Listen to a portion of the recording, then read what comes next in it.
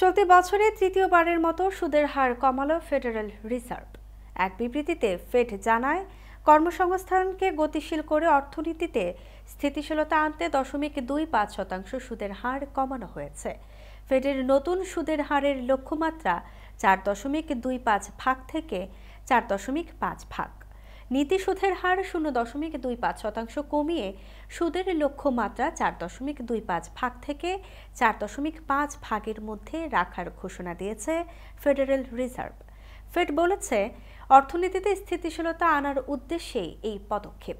মূলত নিম্নমুখী কর্মসংস্থানের হারকে মাথায় রেখেই সুদের হার কমিয়ে অর্থনীতিতে অর্থের সরবরাহ বাড়ানোর উদ্যোগ নেওয়া হলো। তবে স্বয়ং ফেডারেল রিজার্ভই মনে করে, সুদের হার কমানোর ফলে 2026 সালের মধ্যে মূল্যস্ফীতিকে 2% নামিয়ে আনার বিষয়ে তাদের লক্ষ্যমাত্রা পূরণ নাও হতে পারে। নতুন করে সুদের হার কমানোর ব্যাখ্যা দিতে আয়োজিত সংবাদ সম্মেলনে ফেডারেল রিজার্ভ চেয়ার জেরোম পাওয়েল জানান, দেশের মূল্যস্ফীতি আরও কর্মসংস্থান পরিস্থিতিকে সাধারণ মানুষের অনুকূলে রাখার চ্যালেঞ্জকে সামনে রেখেই তারা সুদের হার কমানোর সিদ্ধান্ত নিয়েছেন। এ সময় গৃহায়ন খাত ছাড়া অর্থনীতির প্রায় সব ক্ষেত্রে ভালো করছে বলে জানান পাওয়েল।